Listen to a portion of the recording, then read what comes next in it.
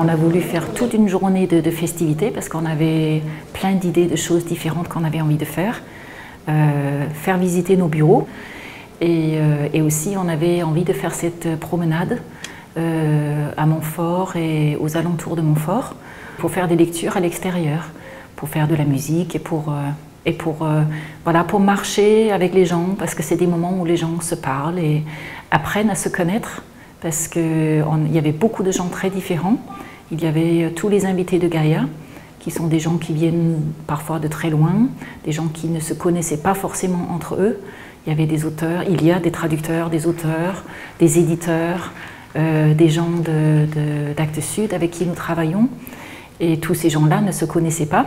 Et donc on avait envie de faire ça et ensuite terminer avec une grande fête ici au musée de la Chalosse.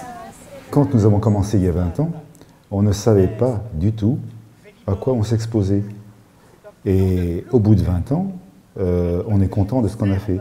Et je pense qu'il faudrait persuader beaucoup de gens que tout reste possible. Et que le plus important, c'est de le tenter. Si on ne le tente pas, il est évident qu'on ne réussira pas. Au bout de 20 ans, on est toujours là, on a les mêmes envies.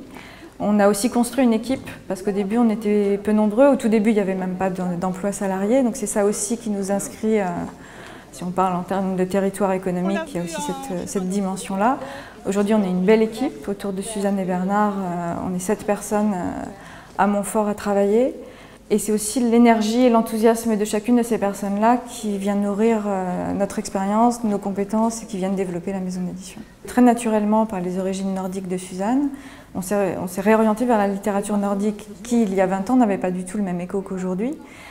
Donc on a fait partie des quelques éditeurs qui ont un peu, je ne sais pas si on a été précurseurs, mais en tout cas qui ont participé à un mouvement plus général.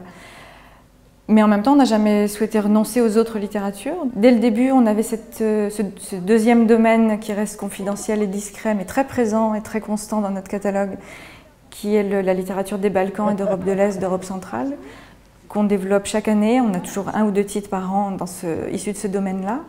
La littérature française aussi. Donc ce sont des domaines qu'on développe depuis 20 ans, alors peut-être parfois plus discrètement que la littérature nordique, mais avec beaucoup de sincérité et de conviction.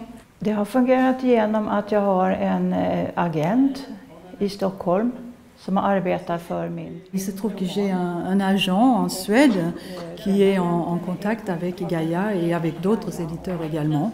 J'ai aussi une très très bonne amie qui est écrivain également et qui est traduite et publiée chez Gaïa. Il s'agit de Catarina Mazzetti. Jag accepterade det förslaget när Quand j'ai été contactée par Gaïa et par Susanne Juul, j'ai accepté tout de suite parce que je sais que c'est une maison d'édition avec une réputation de grande qualité dans ses publications.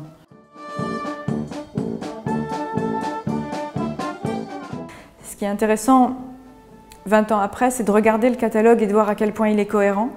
Alors qu'évidemment, au moment où on le construit, on sait qu'on prend un risque, on sait qu'on a des doutes. Et c'est assez réconfortant de voir que 20 ans après, parfois on s'est trompé. Parfois, on a commis des imprudences, mais on a aussi parfois pris de bons risques pour prendre de belles orientations et garder une identité éditoriale, finalement. Pour rigoler, on peut dire qu'à partir de début 2014, on commence à fêter les 20 ans à venir, mais les objectifs, c'est les mêmes que toujours. On continue à chercher des auteurs qu'on aime beaucoup, qu'on a envie de publier et dont on a envie de partager les lectures avec les autres. C'est le même objectif qu'au départ.